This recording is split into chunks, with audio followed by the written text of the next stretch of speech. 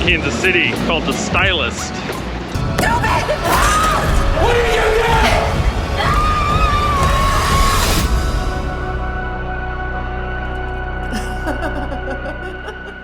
do? Which is coming out on Blu-ray and iTunes and everything else here in a couple weeks. So for reference, about a couple years ago, my wife and I, Whitney, we moved to New York City. One of our friends who owns a couple dogs, she's out on a shoot today. So we're gonna go walk her dogs around the East Village. After we walk some pups though, I'm gonna head over to the studio because I heard I have a package waiting for me that is super exciting.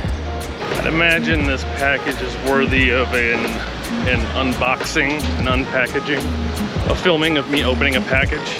I mean, what do you want to call it?